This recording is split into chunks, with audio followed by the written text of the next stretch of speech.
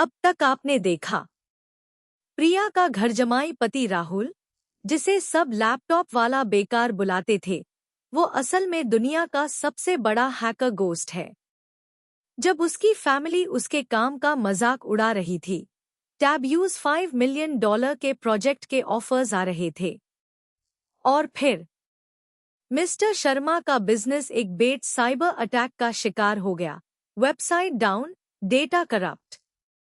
पूरा परिवार परेशान था, लेकिन राहुल को तो जैसे कोई नोटिस ही नहीं करता था। तभी उसके फोन पर यूएस होमलैंड सिक्योरिटी और इंटरनेशनल एजेंसी से कॉल आने लगे। गोस्ट, सिर्फ तुम ही इस ग्लोबल साइबर थ्रेट को रोक सकते हो। राहुल ने एक पल सोचा। उसकी उंगली कॉल एक्सेप्ट करने के करीब थी, लेकिन फिर उसने आस कॉल को काट दिया।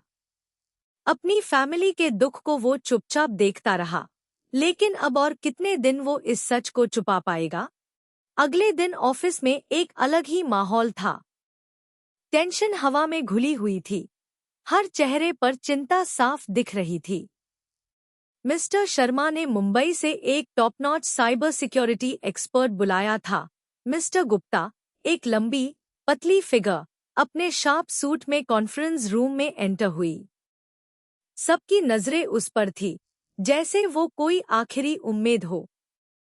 आरव, इंथ्यूजियाज्म से, फाइनली कोई तो आया मदद करने। मिस्टर गुप्ता, प्लीज हमारे सिस्टम को ठीक कर दीजिए। मिस्टर गुप्ता ने सर हिलाया और अपनी प्रेजेंटेशन शुरू की। स्क्रीन्स पर कॉम्प्लेक्स ग्राफ्स, ब्लिंकिंग कोड्स और डेटा करप्शन के रिपोर्ट्स दिख रहे थे। राहुल भी एक कोने में चुपचाप बैठा था, उसकी आंखें हर डिटेल को स्कैन कर रही थी। उसके चेहरे पर कोई एक्सप्रेशन नहीं था, लेकिन अंदर ही अंदर वो हर फ्लॉ को आइडेंटिफाई कर रहा था। मिस्टर गुप्ता ने रिमोट कंट्रोल उठाया, स्क्रीन बदली और एक डीप साई ली। एक्सपर्ट, सर, ये हैक कोई एमेच्योर काम नहीं है। जिसने भी किया है, वो कोई जीनियस है। सिस्टम की डीप कोर फाइल्स तक करप्ट की गई है। डेटा एन्क्रिप्शन इतना एडवांस्ड है कि इसका सॉल्यूशन मिलना मुश्किल ही नहीं, नामुमकिन लग रहा है। मिस्टर शर्मा का चेहरा सेफ पैड गया। उनके हाथ कांप रहे थे। मिस्टर शर्मा, दबी हुई आवाज में, क्या? नामुमकिन? तो मेरा बिजनेस, मेरा पूरा जीवन खत्म? आरव ने गुस्से से टेबल पर हाथ पटका, उसकी मुट्ठी भीग चुकी थी। आरव, ये कैसे हो सकता है? कुछ तो करो। राहुल ने अपनी चेयर पर थोड़ा एडजस्ट किया। उसकी आंखों में एक चमक थी, जैसे उसने कोई पैटर्न पहचान लिया हो। वो छुप नहीं रह सका। अपने आप को रोकना उसके लिए मुश्किल हो रहा था।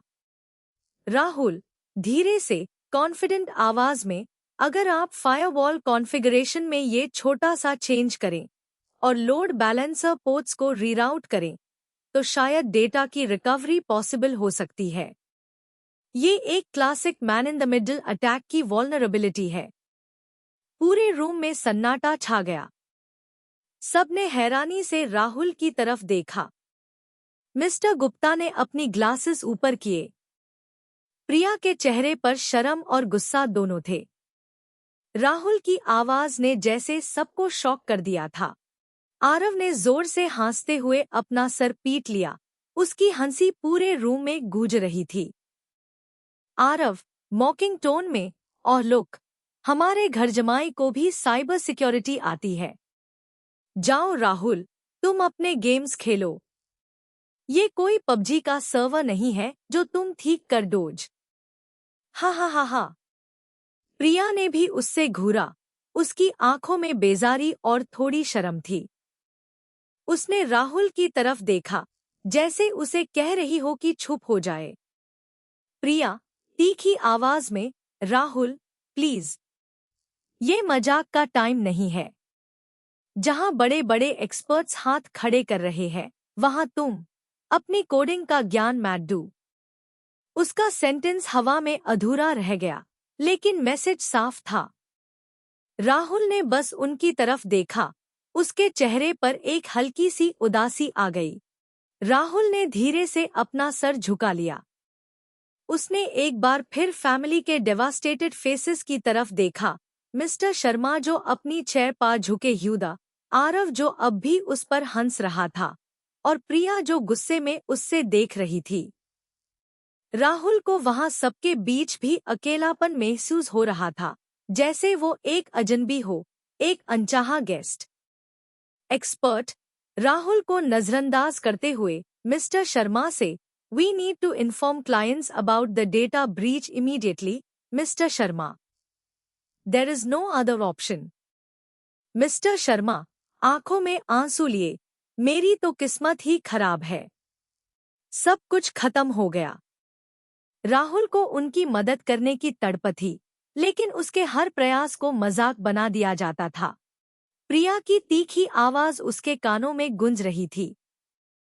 राहुल जानता था कि वो क्या कर सकता है, वो इन सब की प्रॉब्लम को पाल भर में ठीक कर सकता है, लेकिन उसकी अपनी फैमिली उससे इतना भी नहीं समझ पाती थी। उसके शब्द चुभते ह्यूटियर की तरह थे। दुनिया जिसे गोस्ट के नाम से जानती थी, वो अपने ही घर में एक अनजान और बेकार आदमी था। ये सच्चाई का बोझ उसे अंदर ही अंदर खा रहा था। शाम हो चुकी थी। ऑफिस में मीटिंग खत्म हो गई, लेकिन कोई सल्यूशन नहीं मिला। अंधेरा ढाल चुका था। राहुल अपने कमरे में बैठा था। कमरे में सिर्फ उसके लैपटॉप की स्क्रीन की हल्की रोशनी थी।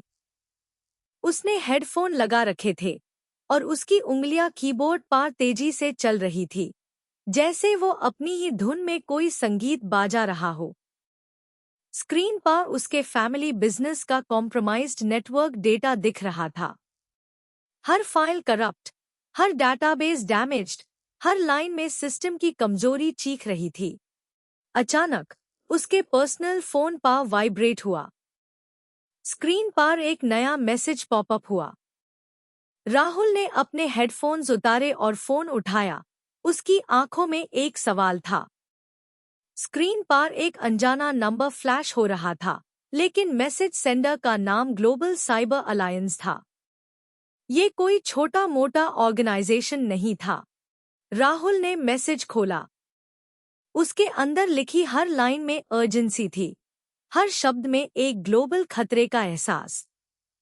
वो, ghost, we need you on board for the global cyber summit. Your expertise is critical. The Chimera attack is escalating beyond control. Governments are struggling. Your presence is non-negotiable. Rahul की सांस थम गई। Project chimera, वही project जिसका offer use part 1 में मिला था, जिसकी सीरियसनेस को उसकी फैमिली ने कभी समझा ही नहीं। अब वो सिर्फ एक बिजनेस हैक नहीं, एक ग्लोबल साइबर थ्रेट बन चुका था। दुनिया उसकी तरफ देख रही थी, गोस्ट की तरफ। राहुल ने एक लंबी सांस ली। उसकी आंखों में एक तेज ध्वान था। एक तरफ दुनिया की सबसे बड़ी साइबर इमरजेंसी, जहां उसकी एक्सपर्टीज की सबसे ज्यादा जरूरत थी, जहां वो असली गोस्ट बनकर लाखों लोगों को बचा सकता था। दूसरी तरफ उसके घरवालों का तबाह होता बिजनेस, जिसे वो ठीक कर सकता था, पर कोई उस पर भरोसा ही नहीं करता था, बल्कि उसे मजाक का पात्रा बनाता था। उसने फोन को एक तरफ रखा और फिर अपनी लैपटॉप स्क्रीन की तरफ देखा, जहां उसके अपनों का बिजनेस पूरी तरह से तबाह हो रहा था। वो क्या चुनता? अपनी फैमिली की अनजान बीजाटी को सहकर उनकी मदद करना, या अपनी असली आइडेंटिटी और ग्लोबल जिम्मेदारी को निभाना? उसका दिल तेजी से धड़क रहा था।